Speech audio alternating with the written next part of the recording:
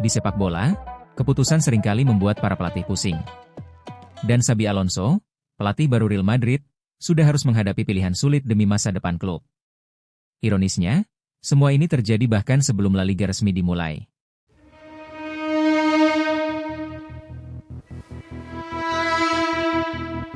Awalnya begini, Real Madrid buka La Liga 2025-26 dengan jamu Osasuna di Bernabeu. Nah, jangan anggap ini cuma laga pembuka biasa. Buat Alonso, ini ujian pertama proyek barunya. Sebelum kesini, dia udah sempat kenalan lebih dekat sama skuad lewat Piala Dunia antar klub, plus pramusim di Valdebebas yang isinya eksperimen taktik.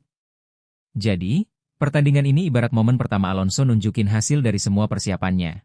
Bukan cuma itu, Alonso nggak hanya fokus fisik dan taktik.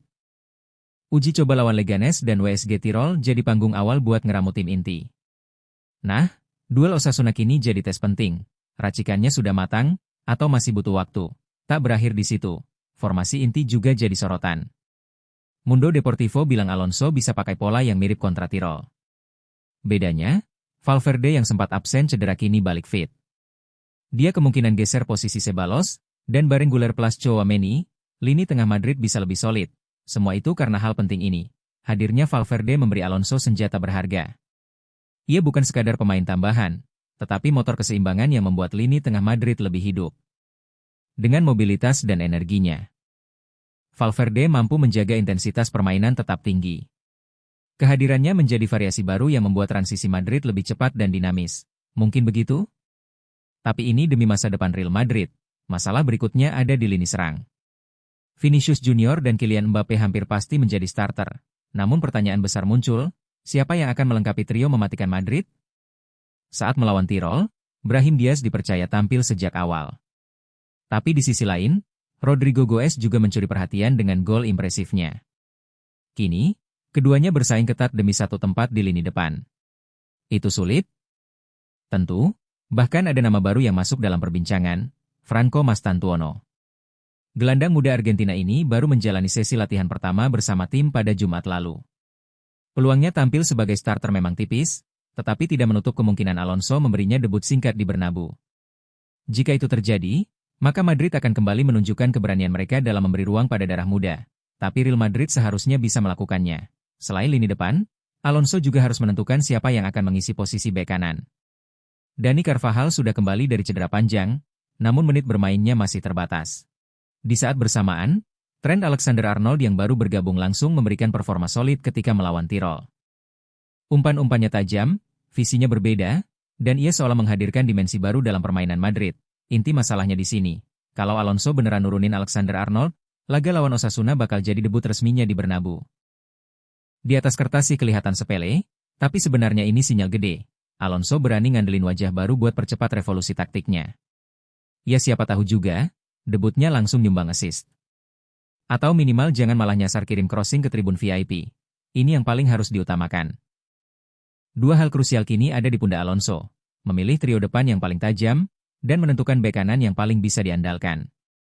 Kedengarannya sederhana. Tapi faktanya keputusan ini akan berpengaruh besar pada kestabilan Madrid musim ini. Semua mata kini tertuju pada Bernabeu.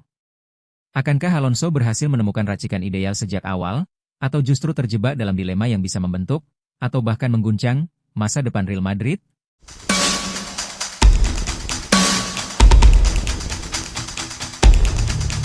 Bro, coba bayangkan.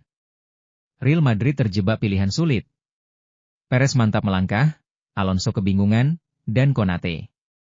Bisa jadi penentu masa depan klub ini. Bagaimana ini terjadi? Baru-baru ini, kabar panas datang dari Inggris. Real Madrid dikabarkan mendapat kesempatan sekali seumur hidup untuk memboyong bek tangguh Liverpool, Ibrahima Konate, di bursa transfer musim panas ini.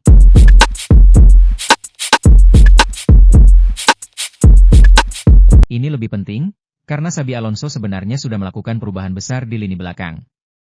Ia mendatangkan 3 bek baru, termasuk mantan rekan Konate di Liverpool, Trent Alexander-Arnold. Artinya, secara struktur tim, Alonso sudah cukup nyaman. Tapi godaan mendatangkan Konate jelas menggoda. Nyatanya mereka lebih harus mentingin ini. Karena minat Madrid bukan sekadar hari ini saja. Sejak Juli lalu, Los Blancos sudah memantau situasi kontrak Konate di Anfield. Sang bek tengah enggan menandatangani kontrak baru, dan sejak awal 2025 negosiasi sudah berjalan alot. Kontrak Konate akan habis pada Juni 2026, dan Liverpool ingin kepastian sebelum akhir Agustus ini. Tak sampai di situ, masalah semakin kompleks. Liverpool sangat takut mengulangi skenario buruk, kehilangan pemain bintang secara gratis. Mereka belajar dari kasus Alexander-Arnold yang nyaris didapat Madrid tanpa biaya, tapi akhirnya tetap ditebus mahal di menit-menit terakhir kontraknya. Kini, The Reds menegaskan, Konate hanya akan dilepas dengan harga. Kenapa bisa? Gila kan?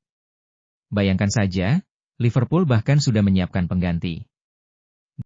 Giovanni Leoni, pemain muda Italia U19, digadang-gadang bakal jadi suksesor Konate di Anfield. Ini sinyal jelas bahwa kepergian bek Prancis itu hanya tinggal menunggu waktu. Bagaimana tindakan Perez? Inilah dilema sebenarnya. Liverpool menuntut harga 35 juta pound atau sekitar 638 miliar rupiah. Sementara Real Madrid bersikeras anggaran mereka hanya 21 juta pound, alias 410 miliar rupiah. Perez tahu, membayar terlalu mahal bisa jadi bumerang bagi stabilitas keuangan klub. Tapi menunggu terlalu lama. PSG dan Barcelona siap masuk, dan bisa saja membajak Konate di depan mata. Xabi Alonso mungkin berpikir lain. Sebagai pelatih, Alonso lebih fokus ke keseimbangan tim ketimbang hitungan finansial. Ia tahu Konate bukan sekadar bek. Ini mantan rekan seperjuangan Arnold, pemain yang bisa langsung klik dengan lini belakang barunya. Alonso paham, mendatangkan Konate bisa jadi solusi instan yang memperkuat pondasi tim. Tapi di sisi lain, Alonso juga sadar Madrid punya prioritas lain, menjaga keseimbangan skuad dan mengatur strategi jangka panjang. Pada akhirnya, semua kembali ke Perez.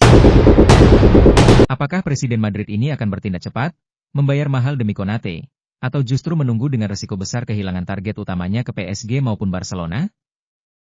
Di satu sisi, langkah cepat akan menunjukkan bahwa Perez masih punya insting predator di bursa transfer.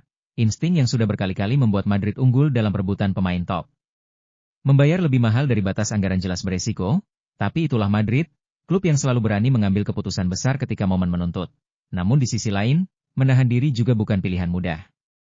Memang, harga Konate bisa turun musim depan ketika kontraknya menipis, tapi resikonya jelas, PSG atau Barca bisa menikung kapan saja. Bagi Xabi Alonso, persoalan ini lebih dari sekadar angka. Ia tahu Konate bisa jadi pelindung ideal lini belakangnya, tapi juga sadar Madrid butuh kestabilan finansial untuk jangka panjang. Baiklah, itu saja pembahasan kita kali ini. Bagi kalian yang nggak mau ketinggalan berita bola terbaru dari kami, silahkan klik tombol subscribe dan loncengnya. Dan terima kasih telah menonton, sampai jumpa guys.